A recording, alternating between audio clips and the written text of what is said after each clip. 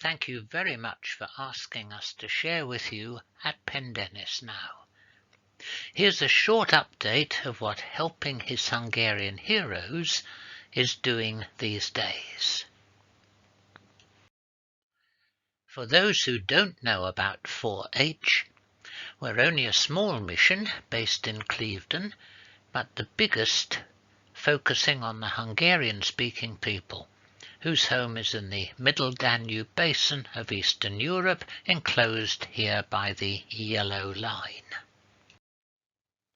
We visit this region often, though our only trip possible this year was in February and March, ending just 4 days before the COVID lockdown began. Among our different types of projects, helping to build new churches or to renovate old ones features very significantly, for these are long-lasting ways of helping God's people there. Just now we're helping build the first ever church for a newly planted fellowship in northwest Hungary, the town of Pilisvörösvár. The congregation have had to move their place of meeting 4 times last year alone. Meanwhile, Kőszeg, a town near the border with Austria, is where we went nearly 20 years ago with a team to help finish the home of the lay pastor and his family.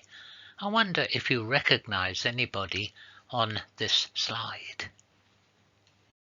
Yes, you're right. Circled in yellow are Carl and Helen Brunning, who are greatly valued members of that team. Because of the pandemic, a restaurant in the centre of Kőszeg has recently closed. We've promised help to buy it as the fellowship's first imahas, or house of prayer. Please pray for the negotiations which are taking place right now. So, across Hungary itself and in neighbouring Hungarian-speaking parts of Romania, Serbia, Slovakia and Ukraine, 4-H has helped with many church-building projects, shown here in red and green. It's like a case of ecclesiastical or mission measles.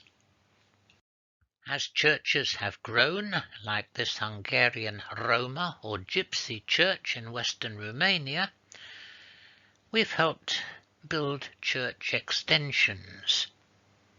76 new believers were baptized on one day in Arcos, and therefore a bigger worship centre was needed, even if it had to take on an L-shaped extension. We discovered early on that most Hungarians are too poor to buy books, so when we took 3,000 books to this pastors' conference sponsored by 4-H, we got quite a surprise. At the coffee break, a swarm of locusts in the form of pastors and their wives appeared, and in less than 30 minutes, every single book had disappeared and we had orders for more. Almost all the books in this church bookshop were published or printed by 4-H, and all our books are given away free of charge. There are very few Christian books actually written by Hungarians, so we've organised competitions to encourage new authors. This year we have printed and published 4 new Christian novels, 1 for small children, 2 for teenagers, particularly girls, all written by Hungarians, plus another one mainly aimed at teenage boys, written by Eric. We also buy and distribute free of charge Hungarian Bibles. Bibles are expensive and we receive many requests for them, especially for use in evangelistic events. We have a large consignment of Bibles on their way at the moment to this church in the Ukraine. Here you see Pastor Donny and his family, who are partly supported by 4-H, and behind them the buildings 4-H has helped them to purchase and is helping them to renovate for their latest church plant. 4-H also sends aid from the UK, especially clothing, shoes and musical instruments. And we collected some lovely things from Ruth Spencer very recently.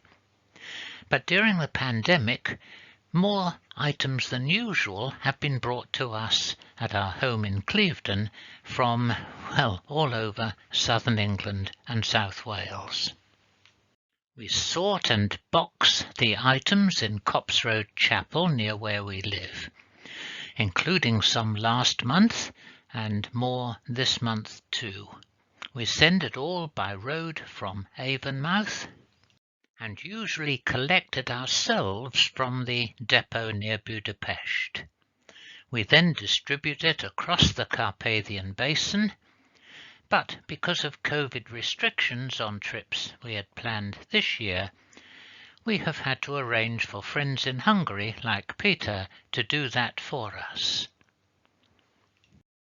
This year we've also helped to sponsor distributions of basic food and clothing materials to more than 200 key Hungarian Christian Roma or Gypsy families, whose income has been very much reduced because of unskilled job losses. We enjoy speaking and teaching in many types of churches and evangelizing in universities, colleges, schools, camps and at other outreach events. Invest time in consultation and planning with, in the top picture, denominational leaders, bottom left, church leaders, and bottom right, mission leaders like these dear friends who are involved in Roma mission. And we love to encourage individuals like church planters Mogi and Aaron in the centre picture, pastors Benjamin and Chobber, bottom right, and Andrea, bottom left, an incredibly hard-working leader of the deaf, blind and learning disabled Hungarians. Our time is nearly up, so let's share this verse with you.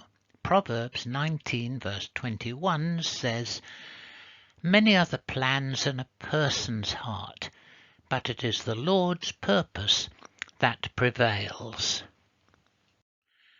That's probably never been truer than in 2020, when many church and mission activities have had to be changed or cancelled. Rosemary and I would certainly not have wanted to do so much from our office this year. We'd much rather be in Greater Hungary or on deputation. But may we all seek and come to understand God's purposes in our lives, day by day, just where He places us, and even when we'd rather be somewhere else. One Christian response to the virus in Hungary has been the launch of a new online Christian magazine to share and explain our faith with others.